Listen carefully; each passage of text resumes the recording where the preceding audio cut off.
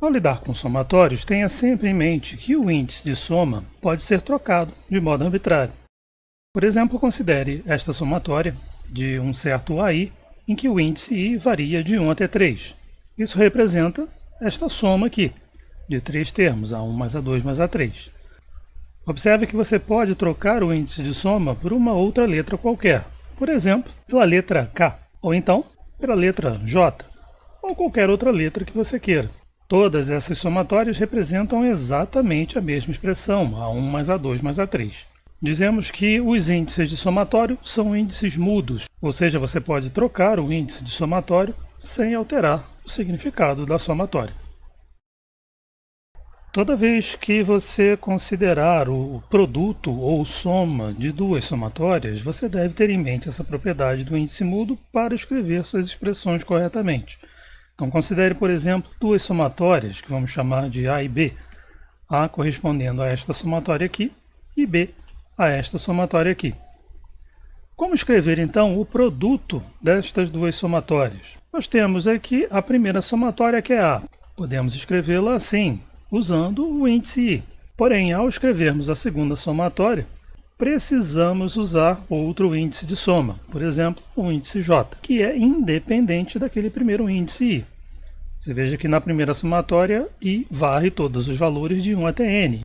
E, independentemente deste primeiro índice, o índice J varre todos os valores de 1 até M. Podemos escrever isto também assim: uma somatória de produtos da forma AIBJ, em que temos aí uma somatória em I e uma somatória em J aninhadas, ou seja, uma dentro da outra.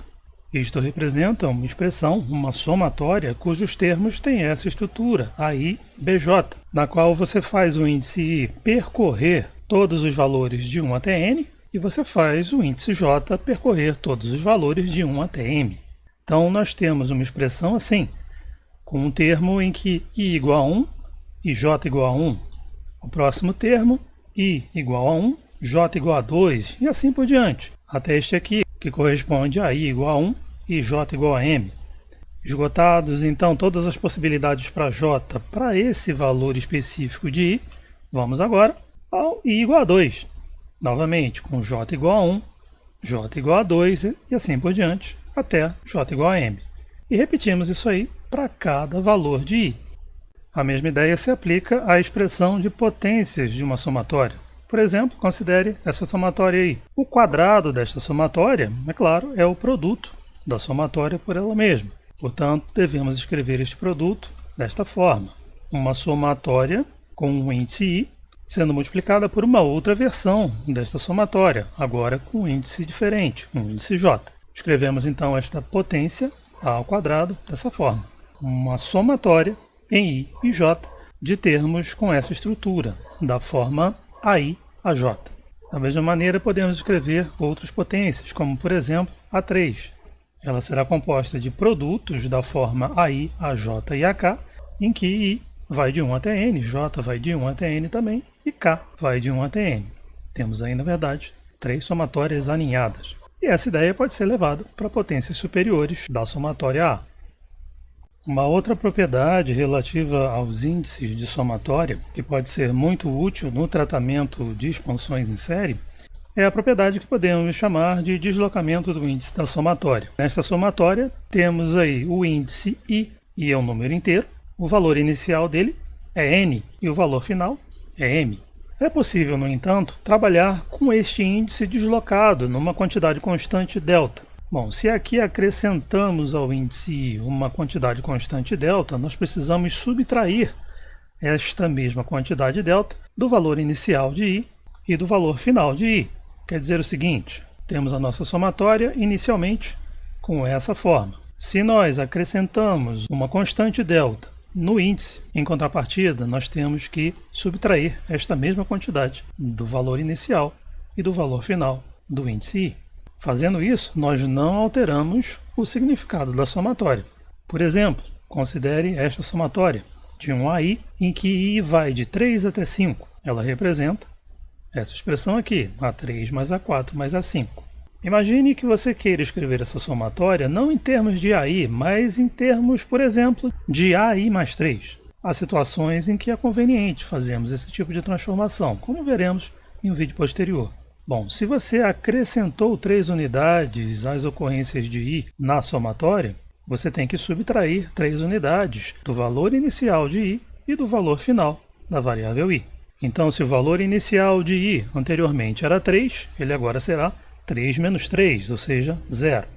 E se o valor final de i originalmente era 5, ele agora deverá ser 5 menos 3, portanto, 2. Você pode checar que essa expressão aí reproduz rigorosamente o mesmo resultado que a somatória original. Imagine agora que em outra circunstância você quisesse reescrever aquela somatória, não em termos de AI, mas sim em termos de I menos 2, por exemplo. Ou seja, eu estou subtraindo ali uma quantidade constante, 2. Então eu tenho que somar 2 unidades ao valor inicial de I, original, e ao valor final de I na forma original da somatória. Novamente, você pode verificar facilmente que esta expressão aí descreve exatamente a mesma expressão que as duas formas anteriores da somatória. Considere agora a seguinte situação, em que você tenha duas somatórias, como estas daqui, em que o valor inicial do índice e o valor final do índice sejam os mesmos em cada somatória. Aqui no caso, de 0 até infinito. Para escrever a soma dessas duas somatórias, você não precisa ter tanto cuidado na questão de trocar os índices de somatória quanto você teria no caso de um produto de somatórias. Então, a princípio, você pode escrever isto daqui sem maiores problemas, ou seja, usar o mesmo índice i, tanto na primeira somatória quanto na segunda somatória. Não há chance de confusão. O fato é que aqui nós temos duas somatórias em que na primeira somatória o índice vai de 0 até infinito. E na segunda somatória, o índice também vai de 0 até infinito. Isso significa que você pode escrever essa somatória de um jeito um pouco mais compacto, assim. Uma somatória da soma de AI mais BI, em que I vai de 0 até infinito. Seria possível, então, agregar, do mesmo modo que acabamos de fazer, estas duas somatórias? Observe que, neste caso, a primeira somatória tem um índice que vai de 0 até infinito. Porém, no segundo caso, o índice da somatória vai de 3 até infinito. Então não podemos fazer algo tão direto como acabamos de fazer no outro exemplo. No entanto, observe, é possível escrever essa somatória com o seu índice de soma começando a partir de 0. Ou seja, estamos aí subtraindo 3 unidades do valor inicial desse índice. Nós temos que subtrair também do valor final, mas o valor final aqui é infinito, então infinito menos 3 continua sendo infinito. Subtraímos, então, 3 unidades do valor inicial e do valor final. Em contrapartida, temos que adicionar 3 unidades ali nas ocorrências do índice dentro da somatória. Desse modo, a soma destas somatórias A e B, originalmente podia ser escrita assim, pode ser escrita assim também, onde aplicamos o deslocamento do índice. Observe que agora temos, tanto na primeira somatória quanto na segunda somatória, o mesmo índice I, com valor inicial 0 e valor final infinito. Agora sim, podemos agregar as duas somatórias, escrevendo-a dessa forma, como uma única somatória, mas de termos da forma AI mais BI mais 3. E para finalizar a nossa breve discussão sobre algumas propriedades somatórias, vamos pensar agora numa situação mais específica em que eu tenho uma somatória de potências de uma certa variável x. Esta somatória aqui corresponde a esta expressão de infinitos termos, cada um deles da forma AI vezes x elevado a i. Portanto, temos um A0 vezes x elevado a 0, um A1 vezes x elevado a 1, A2 vezes x elevado a 2 e assim por diante. Observe que nós temos termos que envolvem potências pares da variável x e temos também termos que envolvem potências ímpares da variável x. Em certas situações, é interessante nós distinguirmos estes dois grupos de termos, separarmos estes dois grupos de termos para fazermos uma melhor manipulação das séries, conforme a situação. Como expressar isso, então? Podemos fazer o seguinte.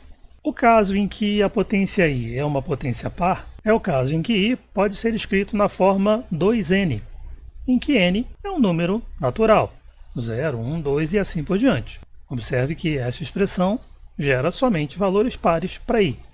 E no caso de potências i ímpares, podemos escrever i desta forma, um 2n mais 1, em que n, mais uma vez, vale 0, 1, 2 e assim por diante. Escrevendo i desta forma, geramos apenas valores ímpares para i. Podemos, então, reescrever a nossa somatória original em duas parcelas, uma dedicada a potências pares e a outra dedicada a potências ímpares. Vamos, então, usar como índice em cada uma dessas somatórias, não o índice original, mas sim este novo índice n. Digamos que essa primeira parcela aqui seja dedicada a potências pares de i, portanto i da forma 2n. Levando n de 0 até infinito, podemos aí reproduzir todos os termos com essa estrutura. Da mesma forma, esta segunda somatória, que será dedicada a potências ímpares de i, pode ser escrita assim, em que n, mais uma vez, vai de 0 até infinito. Temos aí, portanto, a somatória original, escrita em termos de duas parcelas. A primeira parcela envolvendo somente potências pares da variável x e a segunda parcela somente potências ímpares de x.